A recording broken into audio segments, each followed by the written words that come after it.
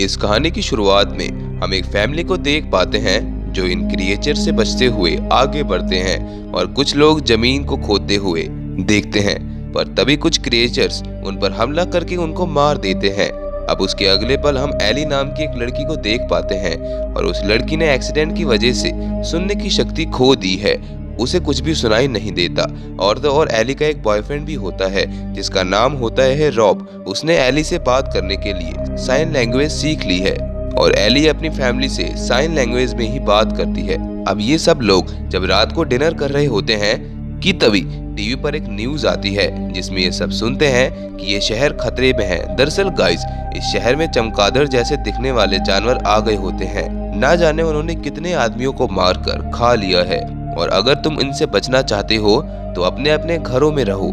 ये खबर सुनकर एली की पूरी फैमिली डर जाती है और अपना अपना सामान पैक कर यहाँ से जाने लगते हैं। अब हम ये देख पाते हैं रोड की हर तरफ जाम ही जाम होता है क्योंकि इस डर की वजह से हर कोई कहीं ना कहीं भाग रहा है। जाम को देखकर ग्लैम ऑफ-रोड करने की सोचता है और जब ये ऑफ-रोड कर रहे होते हैं तो तभी इनकी गाड़ी के सामने कुछ हिरन आ जाते हैं जिससे इनकी गाड़ी पलटते हुए नीचे आ गिरती है। इस एक्सीडेंट में ग्लैम मरता तो नहीं है पर उसको बहुत ज्यादा चोट लग जाती है। युग ग्लैम को बाहर निकालने की बहुत कोशिश करता है पर उसका पैर गाड़ी के अंदर ही फंस जाता है।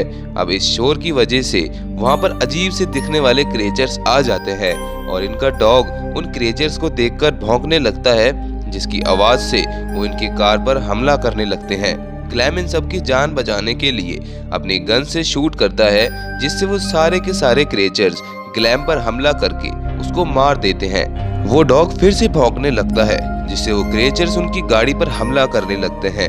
अब युग अपनी फैमिली को बचाने के लिए अपने डॉग को कार से बाहर निकाल देता है जिससे एली बहुत रोती है।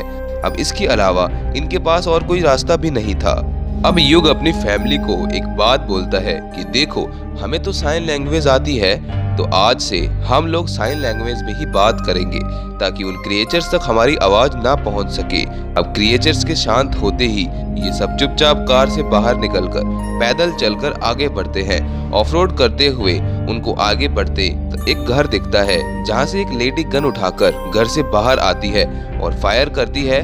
अब उस गन की आवाज इतनी तेज होती है कि वो सारे के सारे क्रिएचर्स फिर से आ जाते हैं और उस लेडी पर हमला करके उसको मार देते हैं। फिर ये एली की पूरी फैमिली इस घर में ठहरने का सोचते हैं।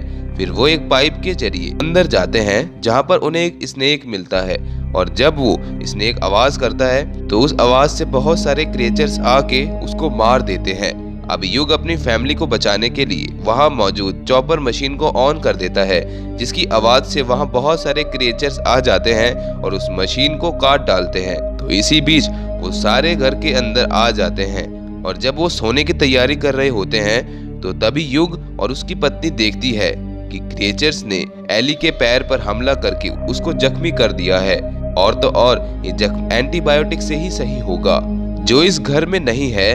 फिर युग और एली उस दवाई को लेने बाहर जाते हैं जहां पर वो देखते हैं कि इन क्रिएचर्स ने पूरे शहर को तबाह कर दिया है। ये दोनों एक मेडिकल स्टोर में जाते हैं जहां पर ये एंटीबायोटिक दवाई ढूंढने लगते हैं जहां थोड़ी देर में इनको एंटीबायोटिक मिल जाती है। फिर इनके पास एक आदमी आता है और उस आदमी की जीभ कटी हुई होती है। युग इस आदमी की बात ना समझते हुए आगे बढ़ जाता है और तो और इस आदमी की नजर भी सही नहीं होती। वो जाते हुए भी एली को घूर कर देख रहा होता है। अब इसके बाद हम ये देख पाते हैं कि उस एंटीबायोटिक दवाई से एली का पैर ठीक होने लगता है। इसी बीच एली के पास उसके बॉयफ्रेंड का वीडियो कॉल आता है जिसमें वो बताता है कि उसके मॉम डैड भी मारे गए। अब एली इंटरनेट के थ्रू ये पता लगाती है कि ये क्रिएचर ज्यादा ठंड में नहीं रह सकते। इसका मतलब ये है कि नॉर्थ में एक रेफ्यूजी कैंप है क्योंकि वो बहुत ठंडा है। फिर एली अपने डैड युग को बोलती है कि डैड, हमें नॉर्थ में चलना चाहिए क्योंकि वहां पर हम ज्यादा सेफ रहेंगे। इसी बीच वो कटी जीभ वाला आदमी एली का पीछा करते हुए यहाँ तक पहुँच जाता है। इस बार उसके साथ और भी ज्यादा लोग होते हैं जिससे उन लोगों को देखकर युग गुस्से में आ जाता है और वो बंदूक लाकर उन पर तान देता है जिससे वो डर कर वापस चले जाते हैं। अब हम उसी रात को एक छोटी सी बच्ची को इनके घर के सामने देखते हैं। उस बच्ची को अकेला देखकर युग और उसकी फैमिली उसको घर के अंदर लाते हैं, लेकिन जब वो उस बच्ची की कटी हुई जीभ को देखते हैं तो उनको शक जाता है कि क्या पता ये लड़की उस आदमी की ग्रुप की हो। अब एली अपने ऊपर वाले रूम में जाती है और देखती है कि विंडो पर एक फोन लगा होता है। फिर तभी जब वो उस फोन को देख रही होती है तो उस फोन में जोरदार आवाज के साथ अलार्म बजता है, जिससे वो क्रिएचर्स आकर उनके घर में हमला कर देते हैं। यूक सभी फोन को पानी में डाल देता है। फिर तभी वो कटी हुई जीभ वाले आदमी के ग्रुप के लोग एली को उठाकर यहाँ से ले जाते हैं। दूसरी तरफ एली की फैमिली उस आदमी पर बहुत बुरी तरह से हमला कर देती है। अब हम एली की पूरी फैमिली को नॉर्थ की तरफ सफर करते हुए देखते हैं, जो उस रेफर्जी कैंप तक पहुंच जाते हैं। अब इस कहानी के अंत में हम एली को और एली के बॉयफ्रेंड को उन क्रिएचर्स को तीर से हमला करते हुए देखते हैं। अब शायद ये उन क्रिएचर्स को मारना यहाँ रहना सीख चुके हैं। इसी के साथ इस मूवी का अंत हो जाता है। इस मूवी में सिर्फ इतना ही। मिलते हैं नेक्स्ट वीडियो में। उम्मीद करता हूँ कि आपको ये वीडियो पसंद आई होगी।